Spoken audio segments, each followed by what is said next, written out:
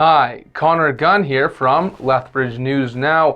Welcome to the weekly from LNN, where we go over some of the biggest stories from this past week and what you can look forward to this weekend. More seniors and adults will become eligible for COVID-19 vaccines later this month. On the week of March 15th, the province moves to Phase 2A, including all Albertans aged 65 to 74, First Nations, Métis, and Inuit people aged 50 plus, and staff and residents of supportive living facilities who aren't already eligible. In March, the AstraZeneca vaccine will be given to Albertans aged 50 to 64, and Health Minister Tyler Shandro says by the end of June, all adults will be eligible to get at least one dose. Also, Johnson & Johnson's one-dose COVID vaccine has been approved by Health Canada. This means Canada now has 4 vaccines approved to help combat the virus. Following the Alberta government's decision to ease COVID restrictions on gyms and libraries, gyms in Lethbridge are working through the confusing rules. Gyms are allowed low-intensity individual and group exercises without a trainer, but what does that really mean? Well, after speaking with Lethbridge Fitness Club, they say gym goers can work out individually as long as the member is not overexerting themselves. Gym owners and staff have also been instructed to halt anyone that is doing a weight too strenuous for the individual. Staying on that point, with the new rules, will you be going to the gym? A new LNN poll asked that very question, as some have found the regulations confusing or would make it difficult to get a good workout. Let us know your thoughts in the polls section of lethbridgenewsnow.com or on our mobile app, but get your votes in quick before Sunday evening.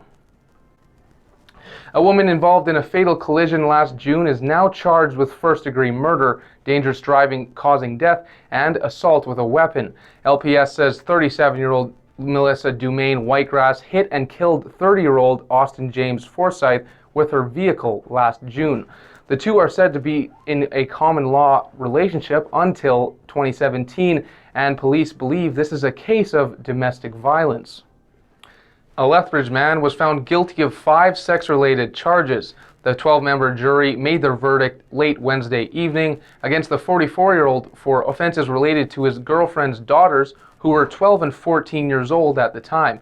A date for sentencing is expected to be set next month, and since the man will be released until sentencing can take place, the judge was stern in reminding him of his previously imposed order to not be around people under 16 years old without an appointed supervisor.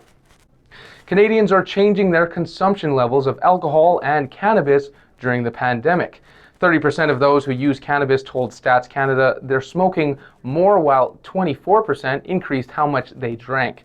At least for alcohol, the Prairie provinces had the second largest jump up. Stress, boredom, and loneliness were all among the most commonly cited reasons for using more.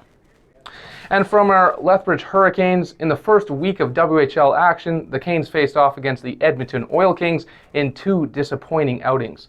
The Hurricanes dropped both games, losing the first 7-1 and the second 7-2. And coming up on Monday, Lethbridge man 33-year-old Sohil Bindra faces 14 charges for alleged incidents involving 6 women going as far back as 2017. The charges include housebreaking, sexual assault, administering a noxious substance, drug possession, choking with the intent to commit an indictable offense, and failing to comply with release conditions.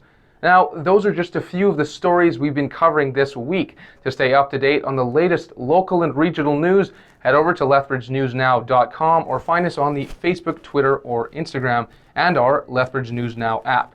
And if you have any stories you'd like us to follow, send us a message, and thanks for watching, and tune in next Friday for another edition of The Weekly with me, Connor Gunn. Have a great weekend.